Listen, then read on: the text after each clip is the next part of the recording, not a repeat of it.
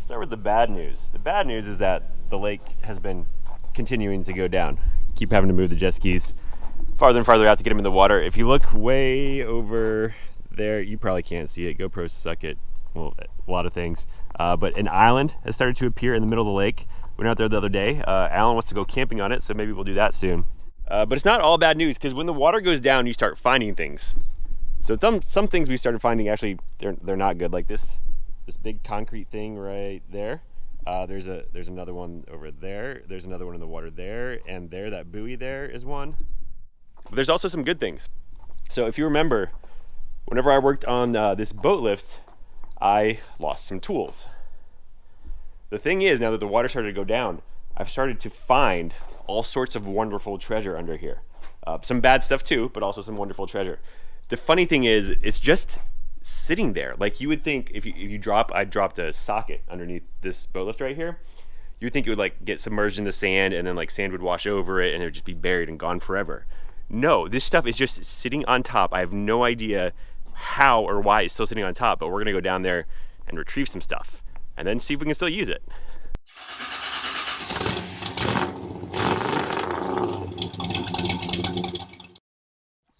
So I saw it from up there earlier. There's shingles down here. There's these, I guess someone's been shooting shotguns out here. I don't know. There's all sorts of sharp bits of metal from making the dock. But check this out. That's the socket I lost, along with the little adapter too. We got it back. I've also found the tools I lost while working on that lift right there. So over here, yes, this is my favorite tiny screwdriver. It's black for some reason for having been underwater. The white stuff was glue that I got on there at some point. Maybe we'll see if we can shine this guy up in a minute. This one is not mine, but I will take it. Speed square that I'm guessing somebody lost when they were doing like the deck work on the dock. It's been a whole bunch of bungee cord sort of things. Probably just get rid of those. A bunch of reusable PVC pipe. Nope. If anybody needs any nails or screws, there are approximately 3 million nails and screws down here. Oh, there's one other thing I saw from up there that I'm really interested in. I actually don't know if it's mine or not. Here it is. Check out this guy right here. This is a socket wrench. So this one I think is going to be kind of a project though, because this guy is all seized up. I've never, like, you see those channels where they like restore tools that look like they've been underground for, I don't know, years.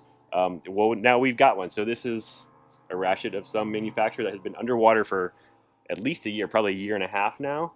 And we're going to see if we can get going here in a second. Oh, and check this out. So this, I don't know, manhole riser, I'm guessing. Somebody put a whole bunch of stuff down here to attract fish. Oh, then there's also these. So these are concrete pipes of some sort. It looks like there's some cinder blocks down there too. I don't know. People were just, how do you even get these out here? Like, if the water was down, I guess you could just like roll them out. But if the water was up, is somebody just like bringing a boat out here and like dropping these things off? Like, what are they doing? And then there's the orange cone. I'm kind of scared of that one. I don't know what it's marking, but that has been there, like something bad is underneath it. But I guess now that we're on YouTube, we have to go see what's under it. Oh, it's a snake. Oh no, it's another cone. Of course. You don't want to lose your cone. All right, so step one in Operation Save Our Socket, which I have now named Operation SOS. We're going to not try. We're going to put everything in CLR and let it sit.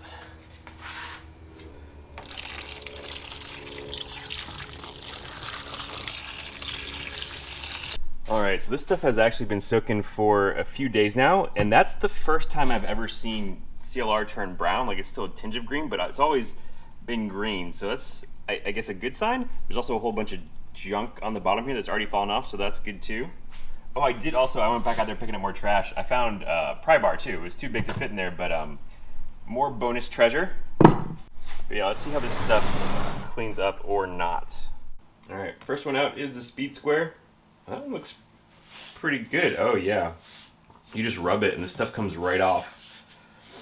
Oh, it's so gross though. I probably need to take this and like hit it with some water and wash it off. Oh look, there's water all around. Yeah, it's finally raining. The lake actually started filling up 2 inches the other day. I had to move my trash pile, but let's rinse this guy off. Oh, that's nice.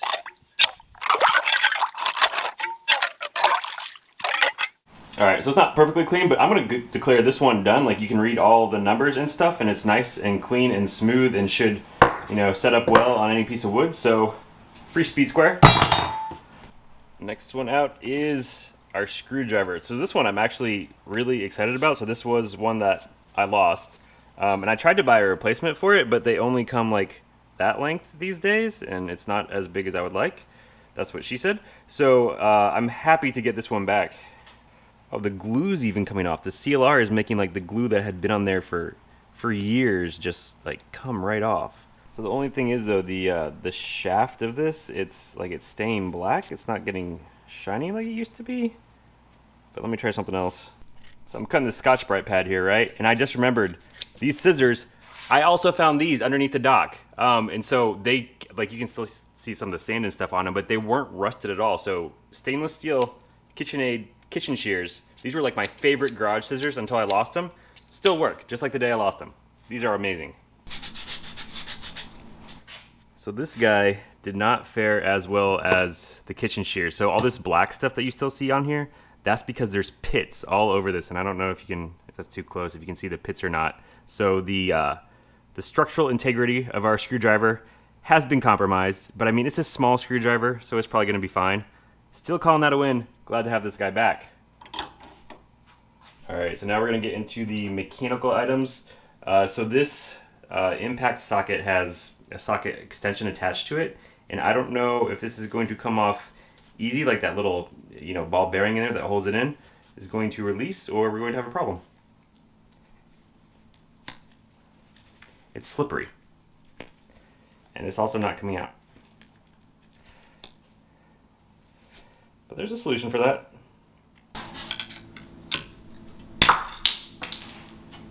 Alright, so I just rinsed the socket off in our favorite puddle out there a little bit.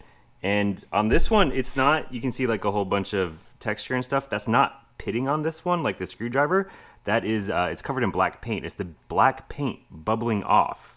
So if you leave your impact socket underwater, did I just say impact socket? If you leave your impact socket underwater for a year, you can expect that the paint might bubble off a little bit. But you know what? I bet it's still nuts. Oh yeah, look at that. That'll nut for days. All right, so this is the little extension that was on the impact socket, and like I said, it's got this like spring-loaded ball bearing in there that holds the socket on, and it's still, I don't know if you can see that, it still moves. It's still good, and the chrome is not pitted at all. For being under there for a year, like this thing hasn't changed. So I'm just gonna hit it with a little bit of WD-40 since there's that you know, moving ball bearing in there. And I think this guy, he is good to go. All right, here we go. Big old socket wrench. Ooh, you can see the finish on the socket itself was definitely peeling off. The socket wrench, I don't know if this is sand or it's pitting. Let's clean it up a little bit and see. Oh, first test though. Oh, it's not moving. The little direction change thing. Oh, and the socket won't move. Oh no.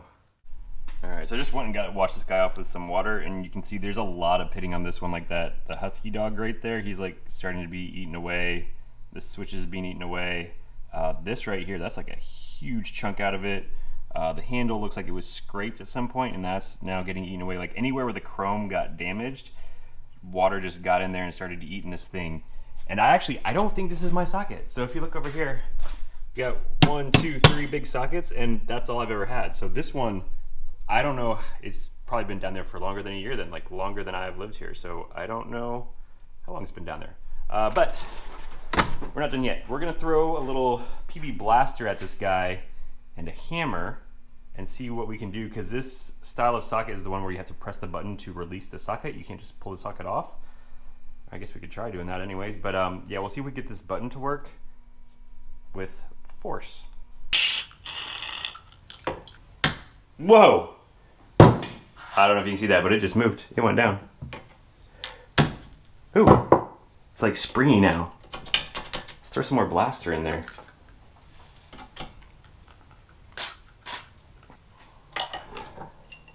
Look at that. Let's see if we can get this guy off now. He's pretty well on there. Yes! Wow. Alright, so socket, I mean, it's a little less shiny than it used to be, but it's also gonna nut. Okay, into the vise.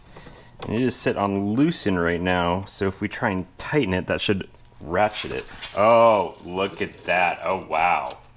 It even catches. That's nice. It doesn't click like it should, but it moves. Oh, we just gotta click. All right, we still can't move this guy though, so we're gonna, oh, look at that. It just started to move. All right, we're gonna throw some more PB Blaster in there, and then we're gonna try the old tap tap trick.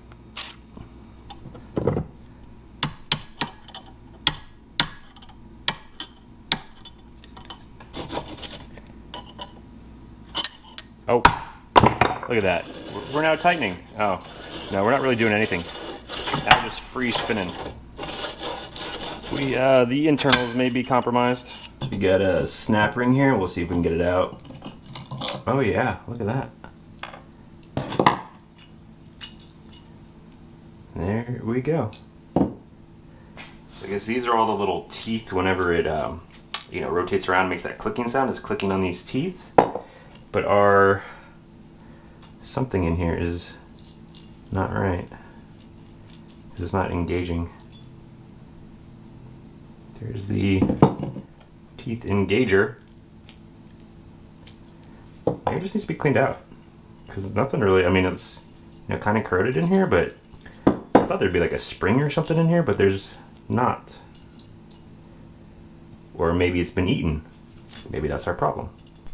Alright, so I've gone through and cleaned everything best I can, and I don't know if y'all have ever taken apart a socket wrench before, but I have not. This is my first time. So it looks like the way this works, there is, your switch direction selector up here. There is, in the back of this right here, like right there, there's a little black nub. I have no idea what it does. It's not like, it doesn't appear to be spring loaded, or if it is, it's stuck. No clue what that does though, but you got your, so your selector switch thing. You got this guy, these are the teeth that engage the socket turning piece, we'll call it. So whenever you change your selector switch, it changes the angle at which that teeth thing sits. So it goes one direction or the other. And then the round socket part, it has a O-ring on the top and the bottom to keep goop or stuff from getting in there. And actually, if you look at it, like it's actually really clean in there. Like the outside is all pitted and stuff, and the inside is not at all. So it must have kept out some amount of water. So we're gonna throw those back in real quick. I'm gonna put a little dab of grease just around this guy. I don't know if they're supposed to have grease on them or not. If anybody knows anything about socket wrenches, tell us down in the comments. It just seems like metal on metal. It couldn't hurt to have some grease there. So we'll put this guy back in. Put our bottom O-ring on. Then you've got a retainer plate and a spring clip holds everything in.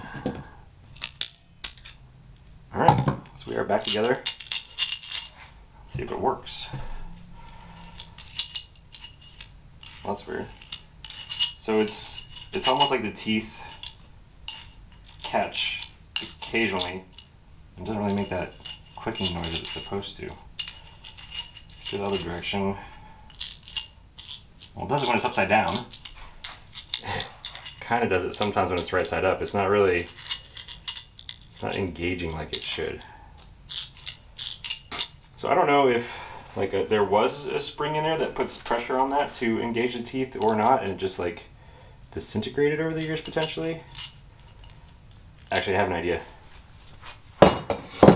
So this is another Husky socket. It's a smaller one. We're gonna take this guy apart real quick and see what's in there. See if we're missing anything important.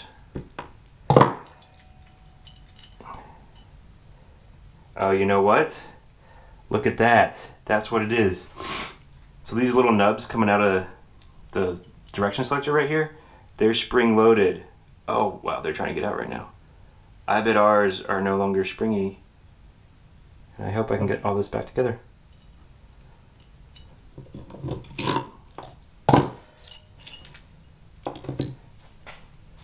So it's this guy right here. That little nub needs to spring. I'm going to get some more PB Blaster, take my dentist tool, and see if I can get it to spring. Oh, check it out. So I was able to wiggle this guy out eventually, and then we just, a little tap-taparoo. There's your little spring. There's your little pusher piece. We'll clean those guys up a little bit, put it back in. Yeah, so you can see all in there. There was, not a whole bunch, but there was a fair amount of corrosion in there, and it was preventing our spring-loaded thingamabob from moving. So I think not only are we probably about to fix this socket, we just learned something too. If you have a socket wrench that it's not engaging properly, which I believe I have one sitting in my toolbox right there, it's probably this little spring-loaded thing in the selector switch that is not engaging. And you either got, like, you know, dirt in there, or your socket wrench has been underwater for like 10 years or something like that. All right, and we're gonna put everything back together just like we did a second ago. Look at that. We got one direction, we got the other direction. But if we press our button and we put the socket on, I bet this will nut. Oh, look at that. It nuts so good. Oh, it even takes it off. That's nice. So we are going to call that a win all around. Everything we found can be used again, even this guy. I have a new, probably my new favorite socket wrench here. We got the socket itself, the impact, speed square. We'll have a pry bar as soon as I clean that up. But doing all this made me realize I'm uniquely situated to sink things for long periods of time and then see what happens to them. So if y'all have any suggestions as to other tools you would like to see sunk and potentially rebuilt, food items, like if you want me to sink a can of beans for 2 months and then have Alan eat them, we could do that. I don't know, other things that we can sink. Think about it, let me know, leave a comment, and if there's any good ones, we will do it. But until next time, I'm gonna go find some nuts. See you later. So some of you are probably wondering where the next shop video is, and the thing is, we are doing the finishing work now, and there's a lot of finishing work to be done, so it's taking a long time. But for sticking around to the end of this video, you're going to get a quick sneak peek. So if you look at this, that's coming out really good. This right here, that's also coming out pretty darn nice. And this right here, like, as you can see, this is what's taking a majority of the time. But it's coming out really good. Was that mean? Am I mean?